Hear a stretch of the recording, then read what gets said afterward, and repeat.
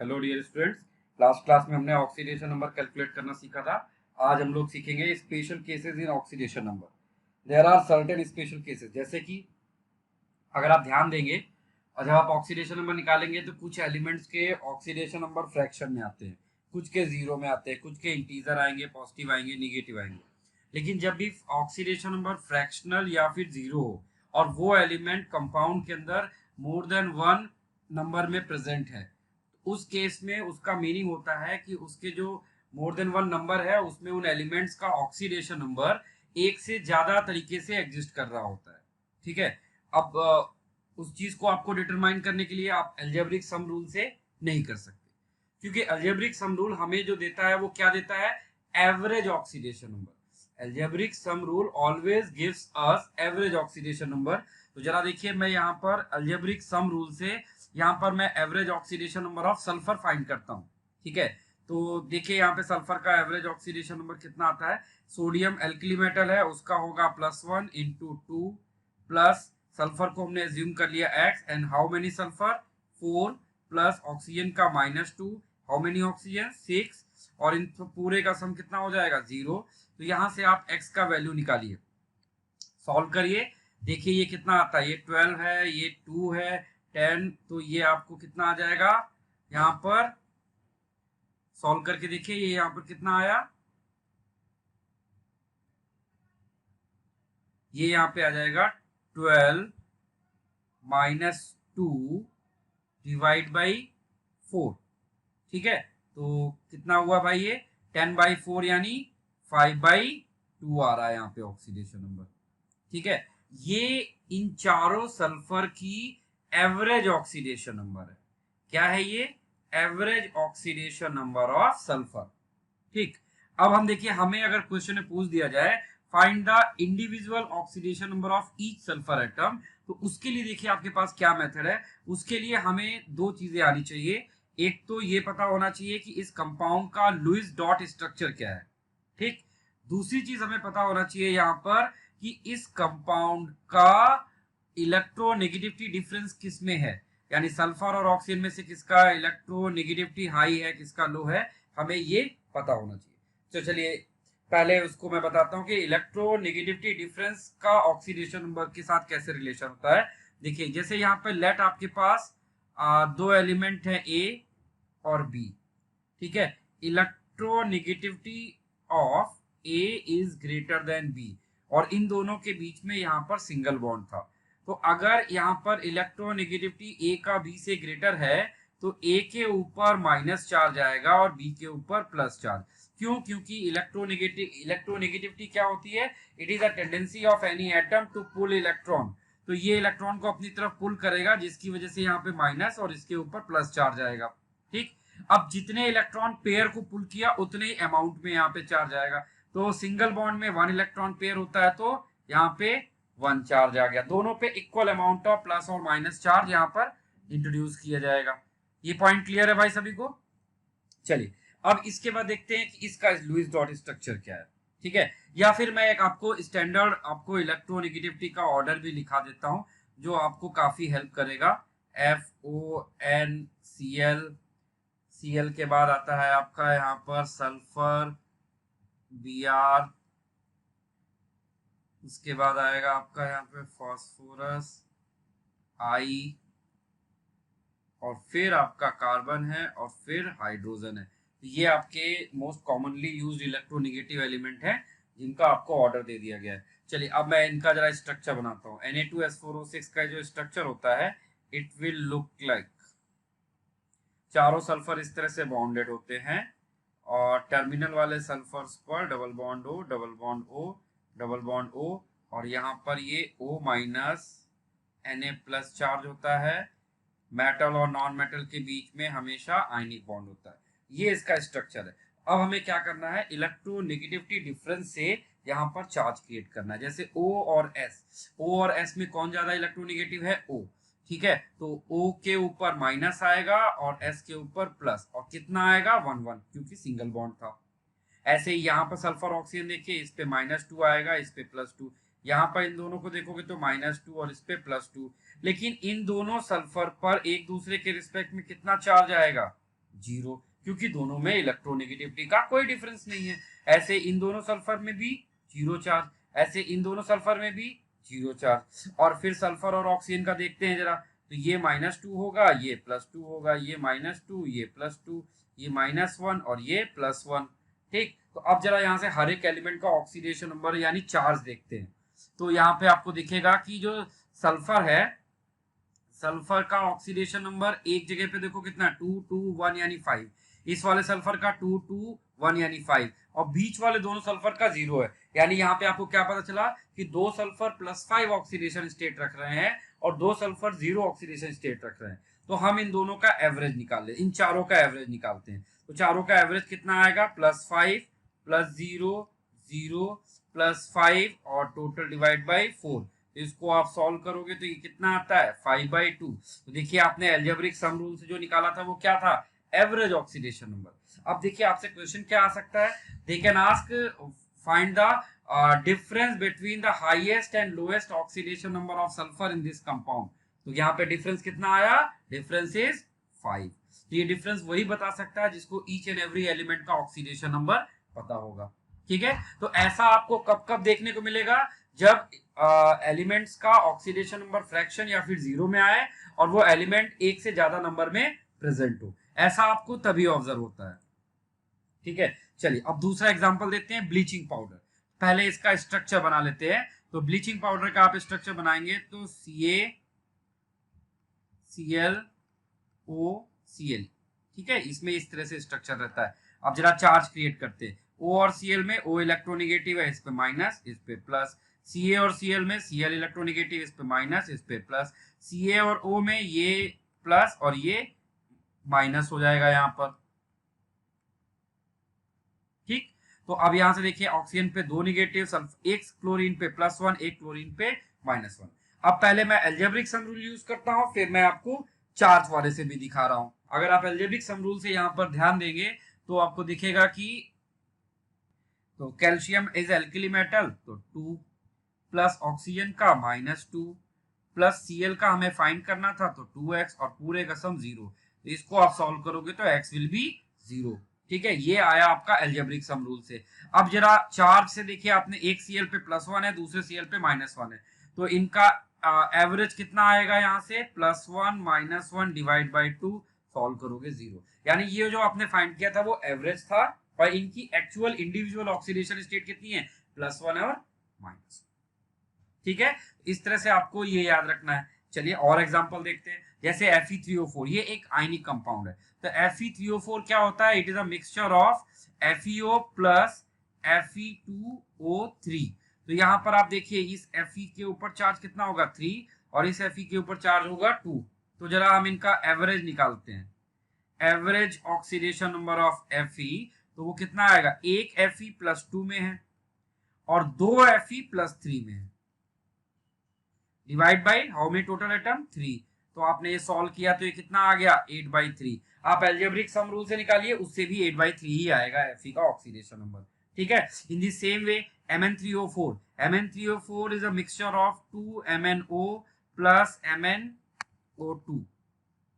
ठीक, तो यहाँ पर Mn का ऑक्सीडेशन स्टेट 2 है और यहाँ पे Mn का ऑक्सीडेशन स्टेट +4 होता है। अब हम जरा यहाँ पर Mn का ऑक्सीडेशन नंबर एवरेज करके निकालते हैं। तो 2 Mn आपके +2 के हैं और एक Mn 4 का है, डिवाइड बाई 3 किया तो ये आंसर कितना आ रहा, 8/3।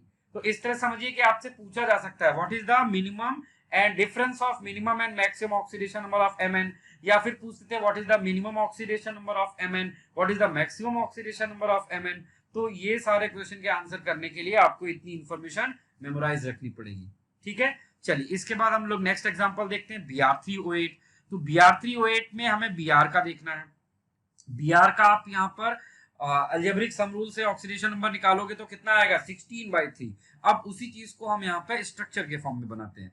तो सबसे पहली चीज मैंने बताया ना आपको, स्ट्रक्चर याद होने चाहिए, और ये सब स्ट्रक्चर बहुत इंपॉर्टेंट है, किसी ना किसी एग्जाम में आप इनको एक्सपेक्ट कर सकते हो। तो इट विल बी एडवाइजेबल कि आप इनको याद रख लीजिए।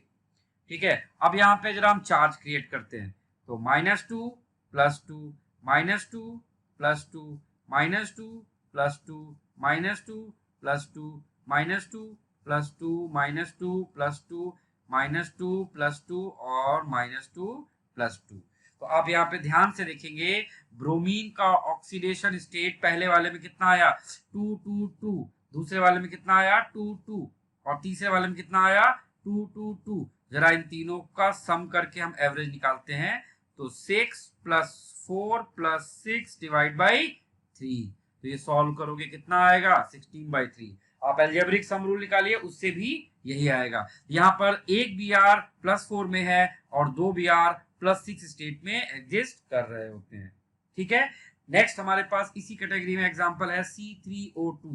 C3O2 का पहले आप स्ट्रक्चर बना लीजिए।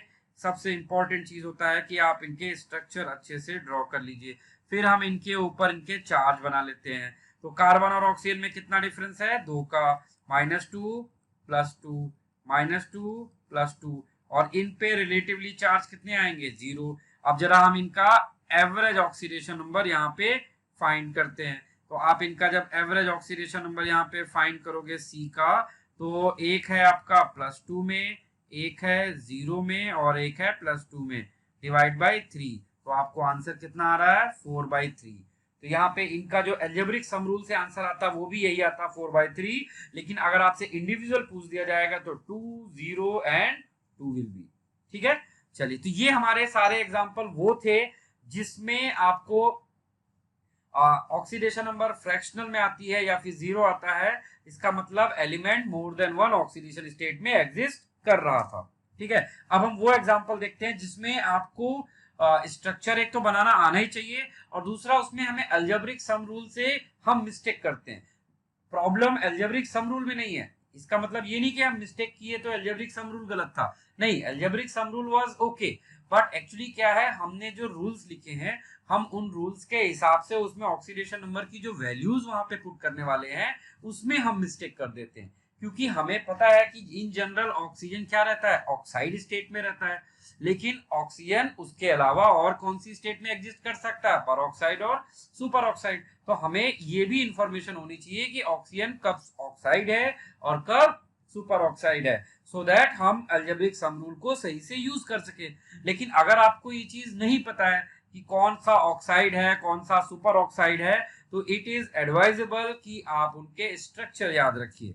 ठीक है, चलिए शुरू करते हैं। तो उस कैटेगरी में सबसे अच्छा एग्जांपल है हमारे पास H2SO5 पर सल्फ्यूरिक एसिड, कैरोज एसिड बोलते हैं, इसका कॉमन नेम है कैरोज एसिड। तो इसका हम लोग यहाँ पर पहले हम यहाँ पर सम रूल लगाते हैं अलजेब्रिक, हम वो करते हैं जो एक नॉर्मल स्टूडेंट करता है। तो हम अलजेब्रिक सम रूल से देखेंगे, यहाँ पर ये 2 है, सल्फर का हमें फाइंड करना है। सल्फर हमने x ले लिया प्लस ऑक्सीजन -2 × 5 और पूरे का सम 0। तो आपने यहां से जब सॉल्व किया तो ये कितना आ रहा है, ये आएगा आपको सॉल्व होके 8। सल्फर का ऑक्सीडेशन नंबर 8 आ रहा है, but maximum oxidation number of sulphur is +6। Sulphur maximum +6 तक ही जा सकता है और यहाँ पर 8 आ गया है जो कि रॉन्ग है।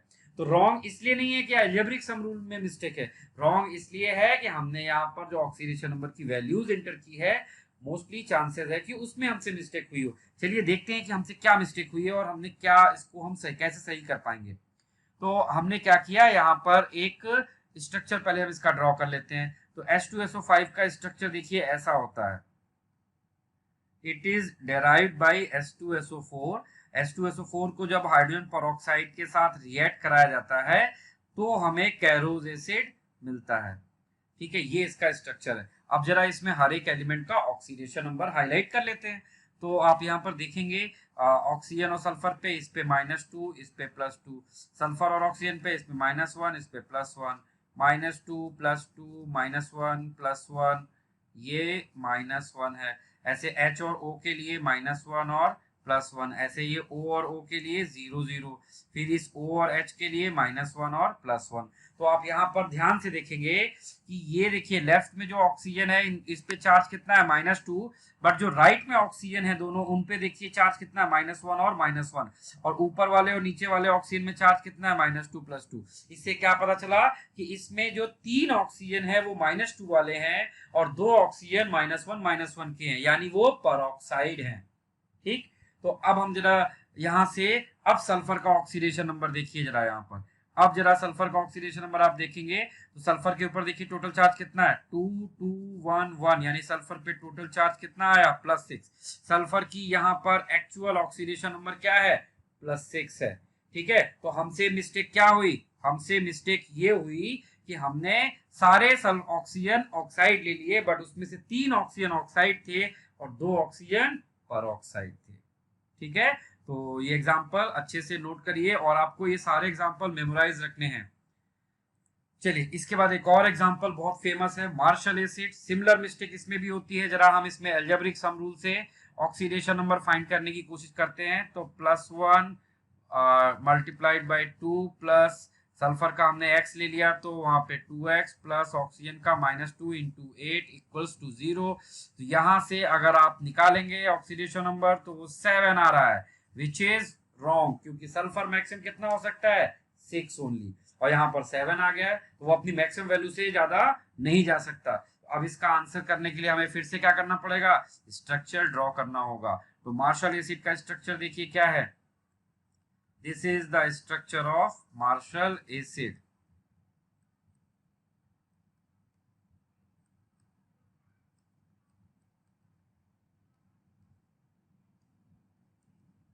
ठीक, अब जरा इन पे चार्ज क्रिएट करते हैं, तो इनका चार्ज देखते हैं। तो सल्फर और ऑक्सीजन पे -2 +2 -2 +2, यहाँ पर -1 +1, यहाँ पे +1 -1, और इन दोनों के एक दूसरे के रिलेटिव क्या आएगा 0 0, इन दोनों में एक दूसरे के रिलेटिव -1 +1, ऐसे इन दोनों में -1 +1 -2 +2 +2 -2 -1 +1, और इधर भी माइनस और इधर +1 आ जाएगा।